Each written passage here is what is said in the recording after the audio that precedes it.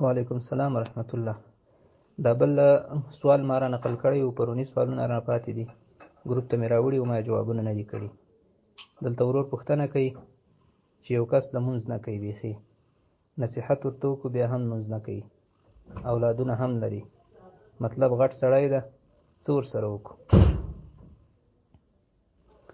ګوره، مونځ د الله تعالی حکم ده، د مانځه فضیلت دا مونږ بیان کړی.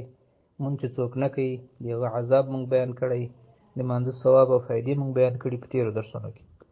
مونځ د الله تعالی حکم ده، په یو وار نه کولو باندې قصدي نه کول، چې څوک یې قصدن نه کوي نو 80 وارې په جهنم کې غوټه ده، 80 وارې په جهنم کې غوټه وهل دي. جهنم غوټه کتابونو کې چې راځي، د جهنم له خولې نه تر بیخه پورې 500 کاله مزل ده.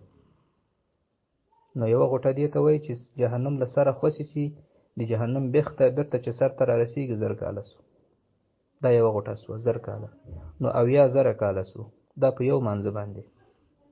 هلته خو عمر نه ختمیږي، نو په یو مانځه باندې 80,000 کاله، نو بیا به هغه نه مونځ وروسته بل قضا سوي، هغه نه وروسته بل څومره وخت به دی په جهنم کې تېروي. ډېر لوی وبال ده، په حدیثو کې ډېره سخته منع راغلې، ډېره لویه ګناه ده. نور په دې بحث مونږ کړی ده مخکې. نو یو چاته صرف امر بالمعروف کول پکار دی. امر بالمعروف ګوره هر څوک کولی شي په خولو باندې. یو چاته ښه خبر کول، له بدې خبرې منې کول، دې ته امر بالمعروف وایي. په ښه خبر باندې امر ورته کول، په نصیحت ورته کول، په قرار او په حکمت باندې هغه پوهول چې دا کار وکړه، دې ته امر بالمعروف وایي. له بدو کارونه منع کول، په ژبه باندې په خوله باندې ورته وایه، که د خپل اولادو ووهه، په زور باندې منع کړه، دې ته نهي عن المنکر وایي. له بدو کارو منع کول دا د هر مسلمان حق ده، د هر مسلمان حق ده، د الله له طرفه ورته امر ده چې تاسو به امر بالمعروف کوئ. اول به په خپل ځان کوئ، بیا به په خپله کورنۍ کوئ، او همداسې به په خپل چاپېریال او په خپل شاوخوا خلکو کې امر بالمعروف کوئ.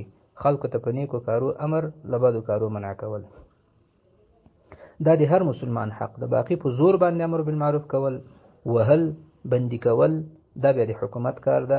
د حکومت خپل امر بالمعروف وي، نو هغه به بیا دغه کار دی غو ده.